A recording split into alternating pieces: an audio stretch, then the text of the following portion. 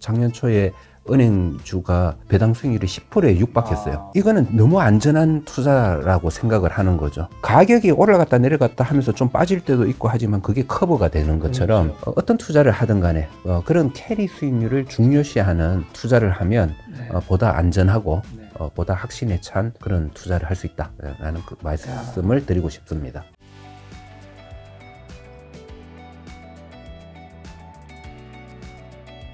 자, 교수님 이번에 출간하신 채권 투자 무작정 따라하기 이 책 관련된 질문도 오늘 좀 많이 드려보려고 하는데, 그 전에 교수님이 예전에 신한 BNP 파리바 자산운용에서 국내 운용부 총괄 부사장 CIO로 이제 일하실 때 한 40조 자산을 운영하셨잖아요. 아니요, 40조 자산을 네. 책임졌죠. 책임졌다. 제가 운영하는 펀드 매니저는 아니었고요. 네네. 개인적으로는 한 10조 좀 넘게까지 네. 개인적으로 네. 제 이름을 걸고 펀드 매니저로서 운영을 네. 해봤고요. 책임진 건 40조고 운영은 10조다. 나중에 이제 본부장이 되면서 그 본부 자산은 뭐 한 30조로 늘었고 네. 부사장이 되면서 뭐 한 40조로 늘게 된 뭐 그런 그러니까 관리하고 책임지는 그렇죠. 뭐 그런 역할을 했었고요. 뭐 네. 예. 궁금한 건 그렇게 큰 돈을 책임지거나 운영하거나 하면 가장 중요한 건 뭔가요? 어떤 기분이 좀 드시고? 그러니까 뭐 너무 돈이 너무 크다 보니까 이게 뭘 사는지보다도 예를 들면 뭐 주식, 채권, 뭐 이게 포트를 어디에 나누는지부터가 더 중요할 것 같다 생각도 들고요. 그 채권이면 채권, 주식이면 주식, 그 자산의 성격마다 조금씩 다르는데 제일 중요한 거는 그 돈을 맡기는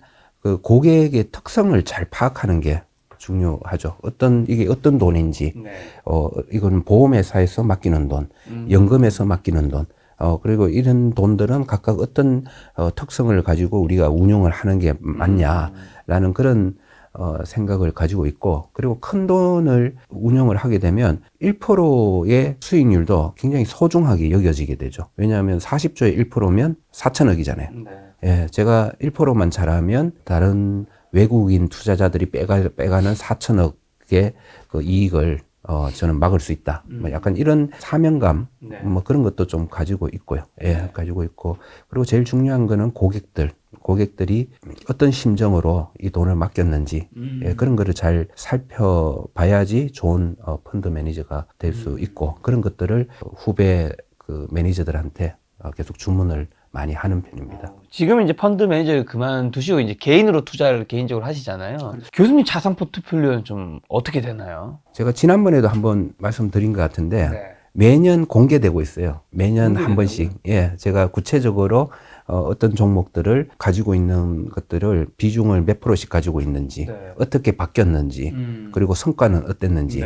그게 어디에 나오냐 하면 우리 숭실대학교 경제학과 자료실로 들어가 보시면 개미들을 위한 투자 안내서라는 거를 학생들이 수업 시간에 만들어요. 제가 하는 수업에서 학생들이 조를 짜서 그런 거를 만드는데 거기에는 이슈 분석도 있고요. 거기에는 뭐 AI라든지 뭐 자동차 산업이라든지 뭐 여러 가지 이슈에 대한 분석도 있고, 그 다음에 채권형 주식 발굴을 해요, 학생들이. 그래서 그런 것도 보여드리고 있고, 그 중에 또 한 테마로 그 매년 제 성과를 분석을 해요. 지도교수의 포트폴리오 분석. 그래서 그 전에 제가 20% 까먹은 2022년에는 제목을 그렇게 적어 놨더라고요. 서교수의 위기. 이렇게 적고 그렇게 했는데, 당신 어떻게 투자해? 라는 거는 지금 뭘 가지고 있어도 중요하지만은 그 흐름이 어떤지도 이렇게 그걸 살펴봐야 된다고 생각을 하고요. 그래서 그걸 한번 들어가서 자료실에서 이렇게 찾아보시면 제 투자의 이제 흐름을 보실 수가 있을 것 같은데, 여전히 지금도 아까 말씀드린 것처럼 정권주가 많았는데 그게 은행주로 한 반 정도 바뀌어 있고, 그리고 그 지금 이제 은행주, 그러니까 금융주들이 지금 거의 한 90%? 아, 90%나요? 제 주식의 90%죠. 주식의 90%? 그렇죠. 금융주가. 제 재산의 대부분이 주식이고, 그 상당 부분이 금융주고, 그게 그 금융주의 정권주와 은행주가 분산돼 있고요. 지금 현재는 은행주보다는 다시 정권주가 조금 더 저평가되어 있다는 생각을 조금 들고 있고요. 그렇지만은 약간 비중 10% 미만이에요. 10% 미만 정도의 은행 주식을 매도하면서 아까 말씀드린 다른 오르지 못한 그런 뭐 PBR주, 유통주, 통신주, 음식료주, 예, 뭐 지주사 이런 쪽, 예, 이런 쪽으로 좀 전환하고 있고 네. 조금씩 전환하는 중입니다. 다른 자산은 뭐 어떤 걸 포트에 있나요? 채권이라든가 이런 거는 채권 자산은 제 전체 금융 자산의 한 10% 이상 네. 정도 가지고 있고 그중 그 대부분이 지금 현재는 브라질 채권으로 되어 브라질 있습니다. 채권이요? 예, 브라질 채권이고 채권으로 고수익을 올릴 수 있다라는 것을 증명할 수 있는 채권이 사실 브라질 채권이에요. 예를 들어서 제가 2023년 1월 네. 이때 그 브라질 채권의 비중을 크게 늘렸거든요. 크게 늘렸는데 그 당시에 금리 수준이 10년 만기 브라질 채권이 한 13% 했어요. 지금은 한 11% 정도 해요. 그러니까 금리가 2% 하락했잖아요. 네. 그때 제가 13%에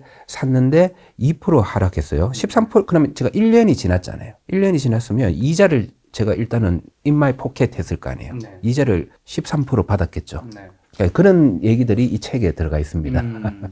그 13%를 in my pocket 하고 그 다음에 2%의 금리 수준이 하락했기 때문에 얼마의 이익이 발생했을까? 그거를 대략 계산해 보면 한 15% 정도 돼요. 그 2% 정도 수익률이 하락하면 네. 채권 금리가 하락하면 채권 가격은 내가 보유하고 있는 채권 가격은 오르죠. 오르잖아요. 네. 10년짜리 만기 채권의 듀레이션이 뭐 책에는 상세히 설명이 돼 있겠지만은 7.5년 정도 될 거예요. 네. 제 암산으로는. 그러니까 2%가 떨어지면 이 7.5년의 듀레이션 곱하기 2 해서 한 15% 정도 자본 이익이 발생해요. 그러면 이자가 13% 나왔고 자본 이익이 15% 났잖아요. 그러니까 요것만 하면 한 28% 정도다 그죠? 그런데 작년 초에 브라질 환율이 네. 한 240원 정도 했어요. 네. 240원 했는데 지금은 270원 정도 해요. 오. 그럼 요게 한 뭐 10%, 네. 12% 정도 올랐다. 그래서 이렇게 12% 합치면 합산하면 40% 정도의 수익이 나는 거죠. 1년 만에. 예, 그 정도 수익이 날 수도 있는 그런 것들이 채권 시장에도 있다.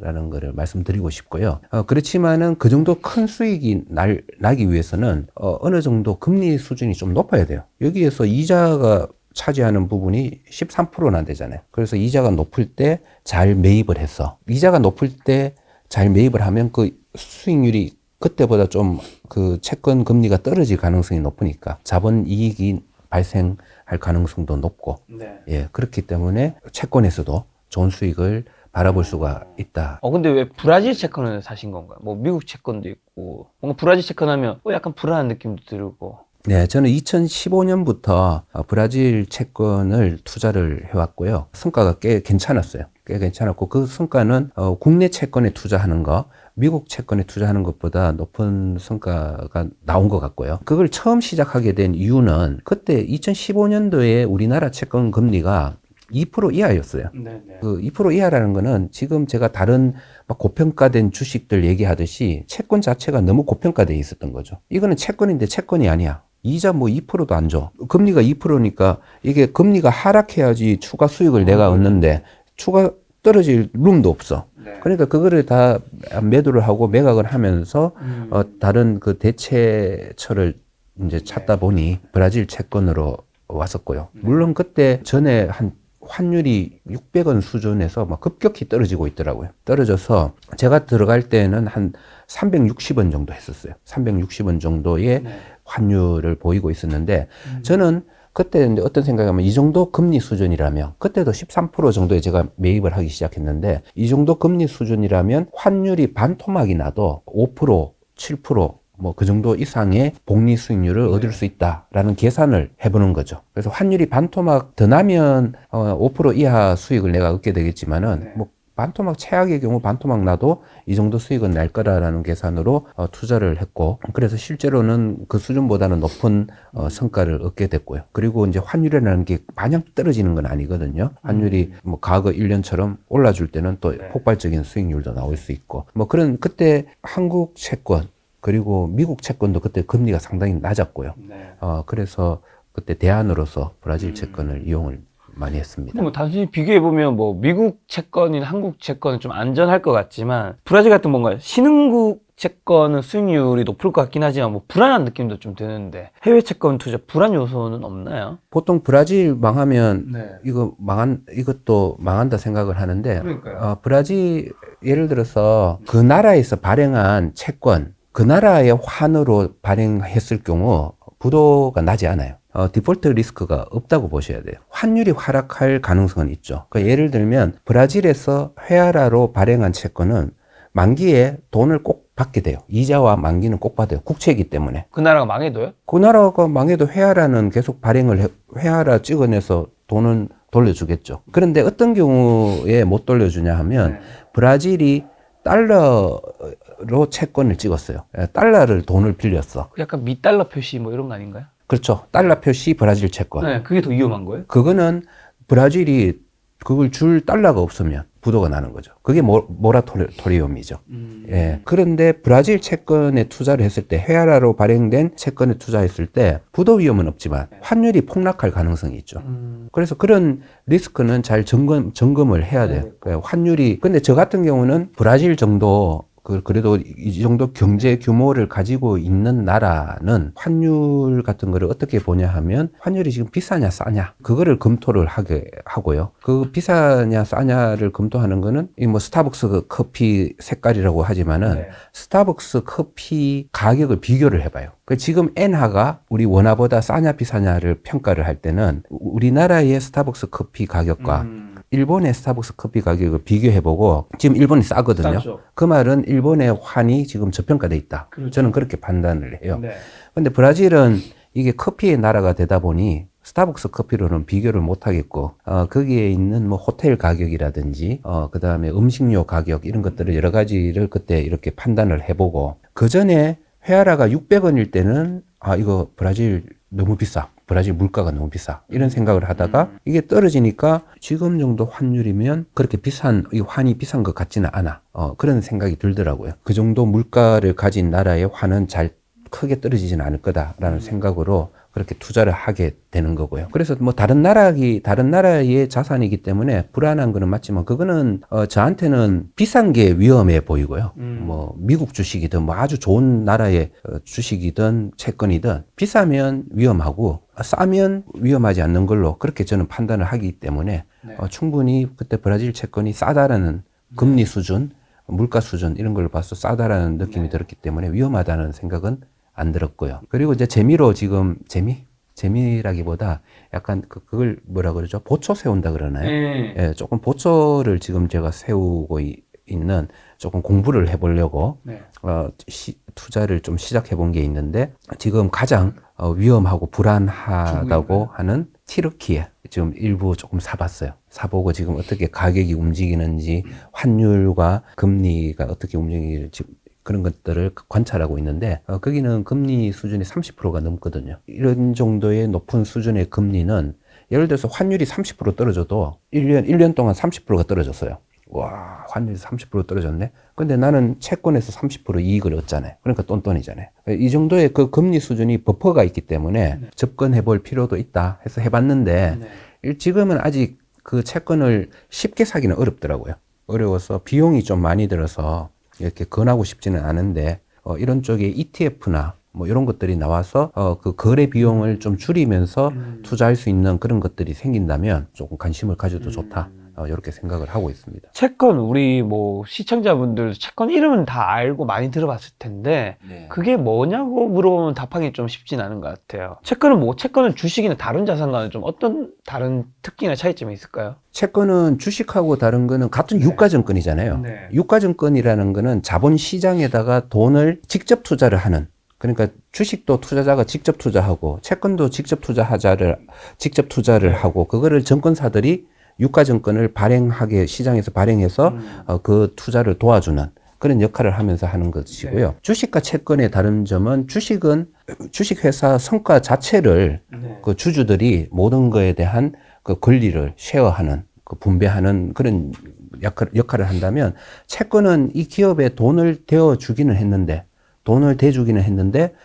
거기에 대한 그냥 이자와 원금만을 받을 권리만 소유하게 되는 거죠. 어떤 경영권이나 이런 거에 대한 그런 권리는 없는 거고요. 그냥 돈을 빌려준 거죠. 정부에 돈을 빌려주면 국채, 공기업에 돈을 빌려주면 공사채, 은행이나 무슨 정권사에 돈을 빌려주면 채권을 사주면 그거는 금융채. 뭐 이런 식으로 되는 거고요. 예금하고 채권하고 다른 점은 예금은 거의 같은 금리 상품이죠. 1년 만기 은행채를 사나 1년 만기 예금에 드나 같은 5%면 같은 5%의 효과가 있지만은 채권과 예금의 다른 점은 예금은 중도에 다른 사람한테 팔 수가 없어요. 그런데 채권은 언제든지 그 만기가 되면 돈을 받지만은 그 전에도 다른 사람들에게 그 시장 가격에 의해서 매도를 할 수 있고, 그래서 시장 유가증권 시장에 있어서 시장에서 매매가 되는 것이 채권이다. 그 정도로 보시면 될 것 같습니다. 그러면 이제 채권도 굉장히 많잖아요. 수많은 채권 중에 어떤 채권을 좀 편입해야지 실제적으로 해지 효과를 얻을 수 있나요?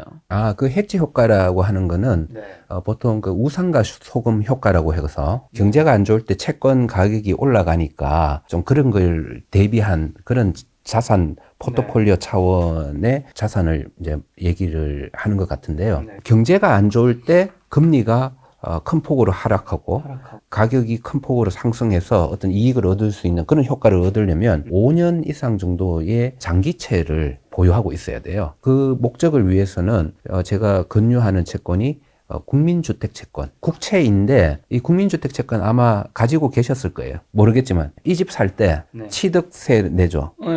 취득세 낼 때 국민주택채권을 무조건 사야 돼요. 주택을 우리가 취득을 할 때 그거를 첨가소화채라고 하는데 세금에 첨가해서 소화를 해줘야 되는 채권이다. 그래서 채권, 우리가 주택을 취득할 때 일정 부분 그 국민주택채를 매수를 해야 되고요. 근데 보통 사람들이 이게 내가 채권을 가지고 있었는지도 몰라요. 사자마자 팔거든, 은행에서. 사자마자 팔고 거기에서 손해를 좀 봐요. 그 손해를 그냥 세금으로 인식해서 잘 모르는데 일반인들은 그렇게 사자마자 팔아버리는 그 채권들을 자산가들은 많이 사고 있어요. 일반 국채보다 금리가 좀 높고요. 아까 말한 그런 해지 효과도 얻을 수 있고요. 발행금리가 보통 지금 아마 1% 정도 수준인데 1%의 발행금 채권은 지금 현재까지는 나중에 이게 법이 바뀌면 좀 달라지겠지만은 지금 현재까지는 발행한 금리 수준의 세금을 내거든요. 그럼 내가 5%에 샀다 하더라도 이 발행금리가 1%면 1%에 대해서만 이자 소득세를 내요. 그리고 자동차를 취득할 때 우리가 모르는 사이에 샀다가 팔게 되는 그게 지역채예요. 지역채. 서울에서 자동차를 취득하면 서울도시철도, 경기도에서 취득하면 경기지역채. 뭐 이런 것들도 금리 수준도 좋고 안전하잖아요. 지역채이기 때문에 발행금리도 낮고 부자들이 아주 좋아하는 채권들이 그렇습니다. 그런 것들이 있고요. 예금을 대체하고 싶다. 뭐 3%밖에 안 주네. 이러면 한번 MTS를 통해서 채권을 한번 검색해보면 같은 만기의 채권이더라도 1년짜리, 뭐 1년 반짜리, 뭐 이런 채권인데 뭐 삼성카드채, 뭐 LG전자채 등급은 AA거든요. AA지만은 안전하죠. 은행은 등급이 AAA잖아요.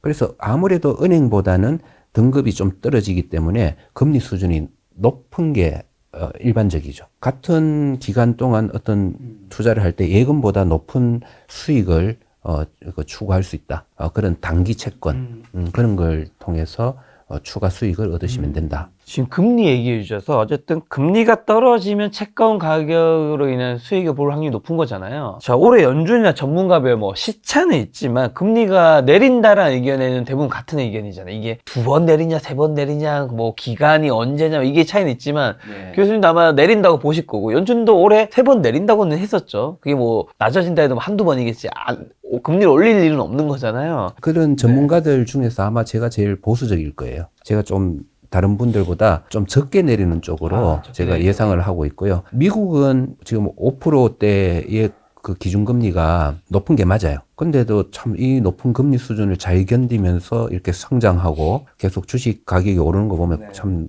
깜짝 놀랄 정도인데 뭐 그럼에도 불구하고 금리 수준은 높고 그렇기 때문에 뭐 한 2-3번 인하할 여지가 있다고는 보고 있습니다. 자, 어떻게 보면 금리 하락이 좀 예정되어 있다고 봐도 되는데 그러면 2024년이 채권에 투자에 적합한 시기인가요? 시기니까 요청을 내셨겠죠? 2022년 연말에 출판사에서 찾아와서 채권책을 쓰자고 요청을 하셨는데 그때 금리 수준은 지금보다 훨씬 높았어요. 그 레고랜드 사태 뭐 이런 것 때문에 네. 채권 금리가 많이 올랐을 때 저는 그때는 충분히 채권 투자를 고려를 해야 된다. 그렇게 생각을 하고 책을 쓰게 됐고요. 근데 지금은 그때 이후로 지금까지 금리가 많이 내려왔어요. 네네. 한국 채권과 미국 채권을 비교하면 미국은 한 두세 번 금리 인하할 여지가 있고 그래서 채권 금리가 지금보다 조금이라도 하락할 여지는 조금 있다. 네. 뭐 이렇게 보고 있지만은 조금 우리나라 채권들 같은 경우는 조금 부정적으로 보는 게 네. 이미 금리가 많이 내려왔어요. 국채 같은 경우는 3년 만기, 10년 만기, 20년 만기 뭐 3.5% 이하일 거예요. 기준금리보다도 다 밑으로 금리 수준이 내려가 있는 거죠. 이거는 아주 급격한 금리 인하가 있지 않으면 설명되지 않는 금리 수준이거든요. 그러니까 모든 시장이 급격한 금리 인하가 있을 거다라고 예상을 하고 있다는 거예요. 그렇지만은 저는 우리나라 기준금리 수준이 그렇게 급격하게 내려갈 것 같지는 않아요. 왜냐하면 우리나라에서 금리를 내린다는 거는 그 민간 신용을 더 넓힌다는 거거든요. 네. 민간 신용을 더 확대한다는 거고 그 말은 뭔가 하면 민간 대출을 더 증가시킨다는 거고 그 말은 가계 대출을 더 증가시킨다는 거거든요. 우리나라에서 금리를 인하한다는 그 말은 지금보다 가계 대출을 더 증가시키겠다는 얘기와 같아요. 그렇기 때문에 지금 금리 인하를 하기 위해서는 전제 조건이 있어요. 지금 가계대출이 고점에 있는 이 대출이 좀 추스러지는 모습을 보여야지 한국은행이 안심하고 금리를 내릴 수 있을 것 같아요. 그런데 그게 쉽게 좀 그렇게 될 것 같지는 않고 그래서 저는 생각보다 시장에서 생각하는 것보다 우리나라의 기준금리 수준은 하락하는 속도가 더딜 것이다.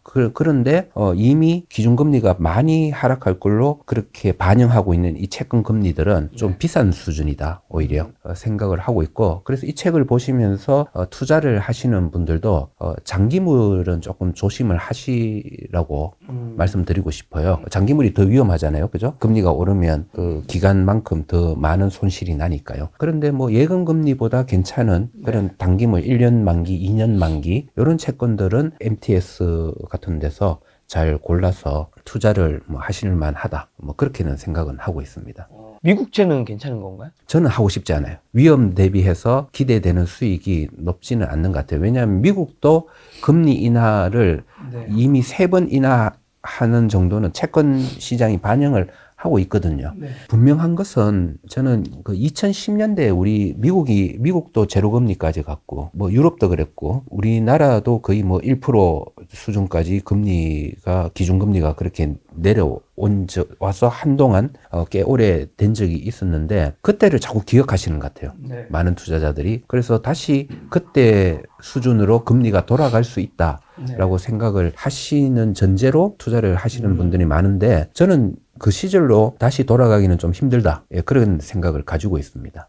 그때 2010년도는 금융위기라는 상황에서 벗어나기 위한 해법으로서 그런 금리까지 갔다면 지금은 위기가 발생한 건 아니거든요. 그런 특이한 상황과는 지금 상황이 다르다. 그 전에처럼 어떤 정상적인 금리 수준을 찾을 것이고, 그러면 우리나라의 정상적인 기준금리 수준은 얼마일 것인가 라는 거를 제가 이렇게 고민을 해보면 뭐 지금보다는 낮아지겠지만은 예를 들어서 2.5% 이하로 간다든지 그렇지는 않을 것 같아요. 단기적으로는 지금 3% 이하로 내려가기 쉽지 않고 장기적으로도 2.5% 이하로 내려가는 수준은 아니지 않을까. 장기물은 조금 조심하는 게 맞다. 예, 그렇게 생각합니다. 자, 채권 투자 떠올리면 돈이 많은 부자분들, 자산가분들만 투자할 수 있겠다라는 오해도 좀 있는데 일반적인 개인분들 소액으로도 실전 투자가 좀 가능한 건가요? 네, 자산가들이 좋아하는 자산이죠. 예, 왜냐하면 자산가들은 알거든요. 자기들의 돈이 현금으로 노는 거를 굉장히 싫어해요. 짜투리 돈이라도 복리의 개념을 이해를 하고 있기 때문에 자기가 어떤 데 투자를 하고 남는 돈도 계속 그거를 굴리고자 하는 욕구가 있기 때문에 채권을 많이 활용을 해요. 채권을 활용하면 예금이나 그냥 현금보다도 조금이라도 더 높은 수익을 얻게 되고요. 이런 얼마 안 되는 높은 수익이 계속 장기적으로 굴러가면 큰 차이가 나거든요. 그게 이제 복리의 눈덩이 효과죠.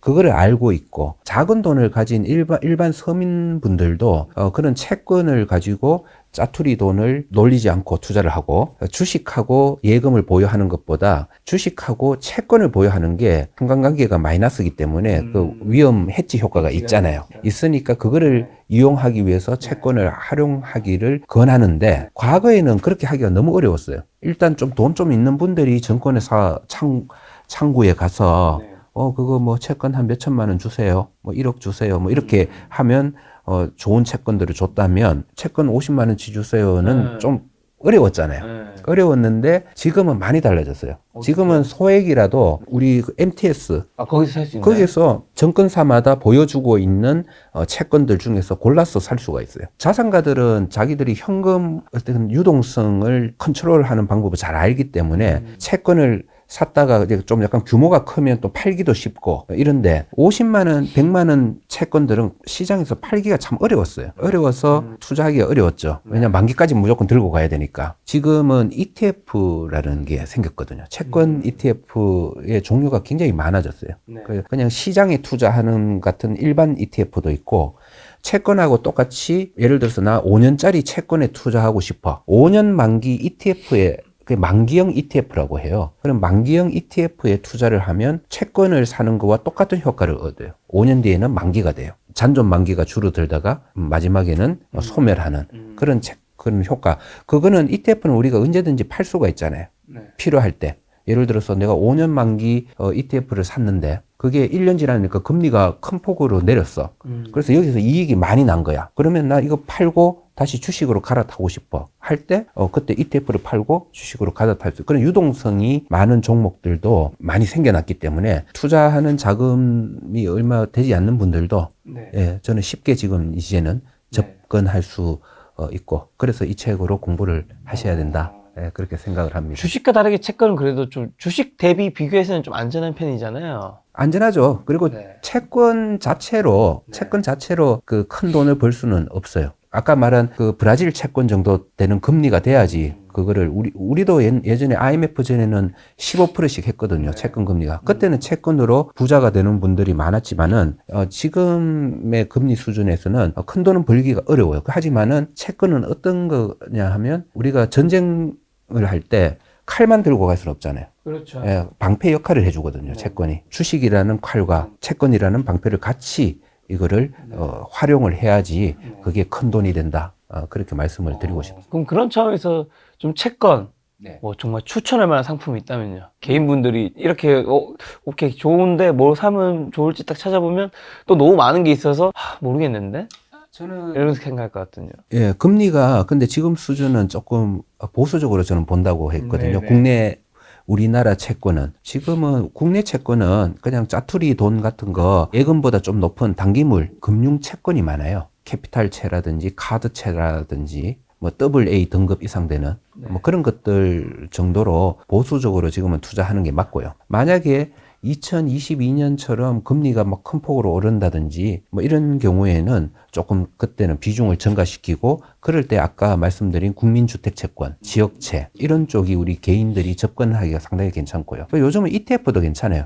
금리 수준이 지금은 저는 ETF를 사는 거를 권유하고 있지 않죠. 그러니까 단기 만기형 ETF는 괜찮지만은 채권 금리가 이미 비싸져 있으니까 너무 적극적으로는 하지 마시라 그런 생각이고 오히려 저는 뭐 제가 가지고 있는 브라질 채권 저는 13% 이상 되면 굉장히 적극적으로 매수를 하는 쪽이고요. 지금 11% 정도 하거든요. 요때도 일부 미국 채권이나 그 한국 채권을 보유하는 것보다는 저는 브라질 채권을 관심 가지는 게 장기적으로 더 좋은 효과를 가질 거다. 저 브라질 채권을 사는 사람이 있어요. 브라질 채권이 잘못되면 어떤 피해를 받을 수 있나요? 무조건 돈을 버는 건 아니잖아요. 11% 정도 되는 채권을 제가 이제 10년 투자했을 때 제가 복리 수익률을 이 책에는 있지만은 복리 수익률 간단하게 계산하는 법 한번 알려드릴까요? 네, 좋습니다. 여러분들 지금 스마트폰 꺼내시고요. 계산기로 들어가 보세요. 예, 계산기로 들어가시 보시면 이렇게 나오죠. 근데 요거를 이렇게 돌리면 공학 계산기가 나오죠. 예. 5%로 투자해. 5%로 투자해서 5년 동안 투자했을 때 그 복리로 나중에 5년 후에 원리금은 얼마일까? 이렇게 계산하려면 5%는 0.05잖아요. 그 5%에다가 1을 더해요. 원금이 1이니까. 네. 1 더하기 0.05 하면 1.05죠.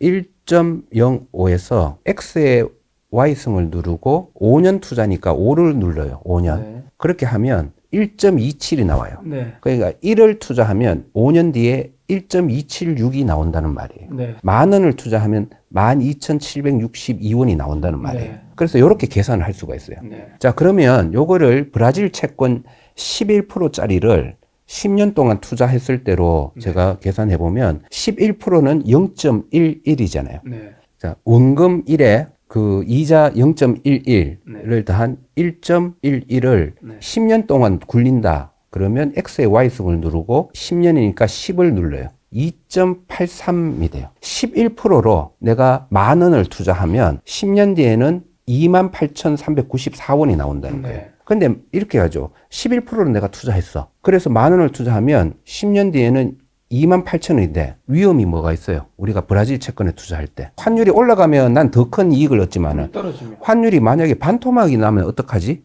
이런 걱정이 그렇죠, 있을 수 그렇죠. 있잖아요. 그럼 반토막이 났다 그러면 나누기 2를 해볼게요. 반토막이 나면 28,394원이 아니고 1.4197이니까 네. 14,197원이 남는다는 거예요. 네. 지금 11%로 브라질 채권에 투자를 해. 그러면 10년 동안 계속 그 대신 중간에 10%씩 나오는 이자는 재투자를 해야 돼요. 네. 재투자를 해서 만기까지 가면 뭐 28,000원, 29,000원 정도 나오는데 근데 그때 가서 너 회하라 반토막 나면 어떡해? 그 반토막 난 걸로 계산해 보니까 그래도 14,000원 넘는다. 원금 이상은 된다. 예, 뭐 그렇게 크진 않지만은 뭐 한 4% 좀 안 되는 네. 그런 복리 수익률이 나온다라는 거를 우리가 계산으로 확인할 수 있잖아요. 네. 그러니까 이런 게 계산으로 해보면 이 복리의 효과가 높은 그 이자를 많이 주는 것들은 네.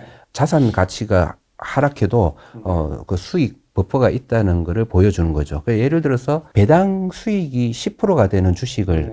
가지고 있으면요. 주가가 떨어져도 그 배당이 계속 커버를 해주면서 어느 정도 수익률을 보장해주는 그런 경우가 많잖아요. 그런 것처럼 이자 수익률이 높은 채권은 그 채권 가격이 떨어져도 수익을 어느 정도 보장을 해준다. 그런 걸 아시면 궁금한 게 한 좋습니다. 가지 있어요. 예. 지금 브라질 채권은 어쨌든 교수님 개인적으로는 이제 좋게 보신다고 얘기하시는 건데 그러면 왜 더 많은 돈을 사지 않으세요? 주식이 더 좋기 때문이에요. 아, 주식이 더 좋기 네, 때문에. 지금 브라질 채권 말고 가지고 있는 건 주식이고요. 저는 뭐 여전히 우리나라 주식 그 중에서 금융주들이 전 세계에서 가장 싼 주식들이고 네. 브라질 채권보다도 그리고 더 큰 수익률을 과거 내고 있고 네. 그리고 앞으로도 그렇게 낼 그럼에도 거다. 불구하고 예. 그러면 그렇게 다시 또 질문드리면 국내 금융주의 자산의 100%를 넣지 않는 거는 이 채권으로 약간이라도 해지를 하기 위한 그런 의미로 받아들이면 되는 건가요? 약간의 분산 투자인데요. 제가 이제 거의 그 대부분 재산을 주식에 넣지만은 종목 수는 의미 있는 종목 수는 사실은 몇 개 안 돼요. 상당히 그 집중 투자를 하고 있고요. 5종목이 거의 자산의 90% 될 거예요. 그 사실은 저도 불안해요. 저도 인간이기 때문에 네네. 불안하기 때문에 조금 더 수를 늘리고 싶은 욕망은 좀 있어요. 그래서 이제 아까 말한 통신주도 조금 사보고, 네. 예, 유통주도 좀 사보고, 뭐 그런 건 하고 있긴 합니다. 예. 자, 많은 분들이 또 금리와 물가, 이제 채권 가격에 이제 또 혼동이 있어서요. 다시 한번 더 여쭤보면 금리랑 물가 그리고 주식 채권 시장의 상관관계 좀 쉽게 한번 설명해 주신다면요. 금리와 채권 가격은 반대로 움직이잖아요. 금리와 채권. 네. 그거는 반대로 움직이죠. 네. 확실하죠. 예, 그거는 뭐 공식이자 이론이고. 네. 근데 보통 그렇게 다 외우고 계시는데 왜 그러니까요. 그런지는 왜 그런지 잘 모르겠어요. 이해를 못 하시잖아요. 그냥 반대로만 알고 있습니다. 그러면 이렇게 말씀드릴게요. 네. 5년 만기 채권을 네. 5%에 사셨어요. 뭐 100억치 사셨어요. 그런데 내일 시장 금리가 6%로 바뀌었어요. 네. 다른 사람들은 이 100억을 가지고 투자를 하면 6%의 이자를 받게 돼요. 기분이 좋아요, 나빠요? 나빠요. 그 기분 나쁜 만큼 실제로는 가격이 하락한 거예요. 기분 나빠 팔려고 내놓으면 네. 얼마에 팔릴까요? 1% 차이인데 1% 차이가 1년만 있는 게 아니잖아요. 5년이니까 약 5% 정도의 가격 차이가 나는 거죠. 그래서 그 100억짜리 채권을 저한테 판다면 95억에 파셔야 돼요. 예. 그거를 내가 95억에 사잖아요. 나중에 이걸로 5년 뒤에는 5% 그 이자는 그대로 가져오는 거잖아요. 네. 5억 싸게 샀잖아요. 네. 요게 이제 5년치 1% 이자니까 나는 이렇게 합쳐보면 요 6% 이자를 얻게 되는 거죠. 금리가 오르면 채권 가격이 떨어진다는 말은 이렇게 외우고 계신 게 나아요. 금리가 오르면 내가 가지고 있는 채권의 가치가 떨어진다. 예, 그거는 근데 부동산도 마찬가지예요. 한마디로 채권은 고금리 시기에 그리고 두 번째로 이제 그 고금리가 이제 떨어질 것 같을 때 사는 게 가장 베스트 타이밍인 거네요. 그렇죠. 많은 채권 딜러나 채권 펀드 매니저들이 밥 먹고 하는 일이 그거예요. 지금이 고점일까? 금리 고점일까? 요때 사면 금리가 떨어지면 내가 이익을 얻을 건데 이자도 더 많이 얻을 건데 이렇게. 그리고 지금은 과거보다는 고금리이긴 하지만 교수님이 책을 출간을 집필을 시작하신 그때보다는 좀 떨어진 시기이기 때문에 괜찮은 타이밍이 하지만 베스트 타이밍은 아닌 것 같다. 조금 장기물은 좀 조심하는 게 맞을 것 같다. 그리고 채권 투자는 복잡하고 어렵다라고 생각하시는 의견분들이 많잖아요. 아무래도 그렇다 보니까 뭐 사람들이 주식을 사는 이유는 주식을 잘 알고 뭐 이런 것보다도 그냥 쉽게 삼성전자 주식 그냥 MTS 깔고 그냥 사면 바로 사지니까 쉬우니까 사는 것도 있단 말이죠. 이런 어렵다는 의견 어떻게 보시나요? 채권도 생각보다 쉽게 접근할 수가 있습니다. 주식은 삼성전자를 모든 증권사에서 살 수가 있잖아요. 근데 채권은 대부분 장외 시장에서 팔기 때문에 MTS를 좀 여러 개 깔아야 돼요. 여러 개 까시고 여러 증권사에서 내어놓는 물건들을 비교하고 검토하고 그런 식으로 해서 괜찮은 거를 찾아서 투자를 해야 되는 그런 좀 어려운 점은 있지만은 채권의 개념을 아는 가 너무 중요하고요. 주식 투자를 하기 위해서도 채권 개념은 꼭 아셔야 된다고 생각을 해요. 그래서 그 개념을 알고, 그래서 저는 채권 투자를 공부하기 위해서 이렇게 하시라고 권유를 하고 있어요. 머리말에. 와인 좀 하시잖아요. 좋아합니다. 예, 와인 잘은 모르지만. 잘 모르지만. 네. 와인 어렵나요? 쉽나요? 어려워요.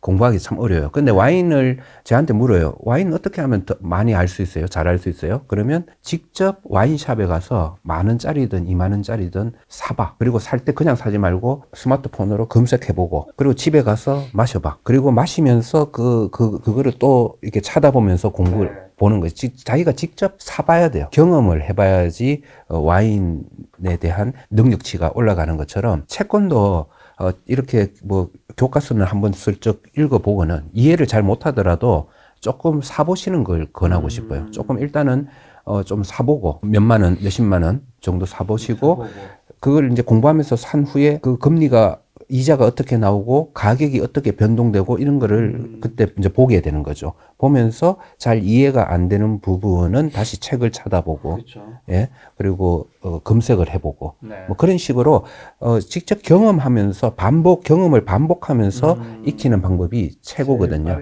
예, 그래서 MTS 요즘 어렵지 않으니까 조금 처음에는 조금 뭐 몇천 원, 뭐 채권은 그 그 가격 변동이 크지 않으니까 몇천 원, 몇만 원 이를 각오하시고 조금 시작을 먼저 하시라. 그렇게 하시면 채권 투자를 알게 되고, 채권 투자를 알게 되면 다른 자산 투자에 대해서도 식견이 엄청 커진다.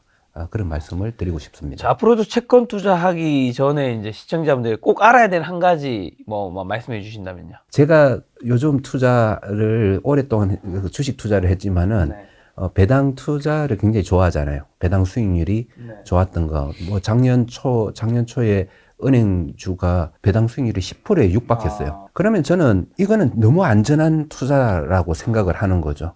왜냐하면 그 기본적으로 나오는 그걸 캐리 수익률이라고 해요. 배당 수익률은 들고 있으면 그냥 가만히 들고 있으면 나오는 수익. 그걸 캐리, 들다 할 때 캐리 수익률이라고 하는데, 이게 높으면 가격이 올라갔다 내려갔다 하면서 좀 빠질 때도 있고 하지만 그게 커버가 되는 것처럼 채권도 그게 높은 것을 사면 높은 건, 그렇다고 해서 신용 등급이 너무 낮은 거 이런 쪽은 안 보시는 게 좋아요. A 등급, 더블 A 등급까지는 좀 할만한데 트리플 B 등급부터는 상당히 좀 공부를 하시면서 주의하면서 하셔야 되고요. 그래서 이제 그 중에서도 금리가 막 높을 때는 사람들이 채권 금리가 계속 오를 것 같잖아요. 그래서 사람들이 막 도망가요. 오히려 채권을 팔려고 하는 그때는 사는 게 좋다. 채권 금리가 충분히 높을 때 사놓으면 가격이 좀 빠지더라도 그게 커버되는 게 캐리다. 캐리 수익률. 그 채권의 이자 수익률이 캐리 수익률이거든요. 어떤 투자를 하든 간에 부동산 투자할 때 임대료가 캐리 수익률이죠. 그렇죠. 그런 캐리 수익률을 중요시하는 투자를 하면 보다 안전하고 보다 확신에 찬 그런 투자를 할 수 있다라는 그 말씀을 드리고 싶습니다. 그 자산의 대부분이 금융주 쪽에 있으시잖아요. 교수님 배당은 진짜 많이 받으시겠어요. 1년에. 작년도 보니까 한 8, 9%? 들어간 돈도 꽤 큰 금액일 텐데 네. 금액까지 여쭤보지 않겠습니다. 그 배당만으로 1년에 삶을 사는데 전혀 문제가 없으실 것 같다는 생각이 들어서요. 그렇죠. 제가 과거에 받던 연봉보다는 높아요. 과거 연봉 찾아서 넣어놓도록 하겠습니다. 제가 연봉도 꽤 높았는데. 찾기 힘들 것 같긴 한데. 자, 그럼 마지막으로 2024년 주식 투자 포인트랑 눈여겨봐야 될 변수만 한번 좀 찝어주신다면요. 작년 연말에 어떤 말씀을 드렸었나 하면 큰 폭으로 오르는 장은 아니겠지만은 어느 정도 4월 달에 오를 것 같다라는 말씀을 드렸거든요. 4월에 뭐가 있나요? 선거가 있잖아요. 우리나라 총선이요? 왜 그러냐면 제가 뭐 선거 테마 이런 걸 말씀드리는 게 아니고 앞으로는 계속 자본시장에 어떻게 돈이 들어가게 할 것인가에 대한 정책들이 많이 나올 거예요. 거의 우리나라에서는 거의 유일한 경제 정책이기 때문에 평소에 계속 나온다기보다 선거 때가 되면 그런 정책들을 많이 나올 거예요. 지금 이미 그 밸류업 프로그램 그런 걸로 약간 수혜를 입었다면 다음 선거 때는 아마 양 사이드에서 또 그런 정책들이 많이 나올 거예요. 그런 공약들이. 그리고 그 정책들은 전부 자본시장에 돈이 많이 흘러 들어가게 하는 거버넌스 문제라든지 그런 것들을 많이 다룰 거기 때문에 우리나라 그 주식시장에는 상당히 우호적일 것이다. 올해도 그래서 제 생각대로 그런 정책들이 좀 나왔고 그런 것들의 가격이 일부 반영되는 그런 모습을 보일 거지만은 기본적으로 펀더멘탈이 지금 갑자기 확 좋아지고 이런 건 아니잖아요.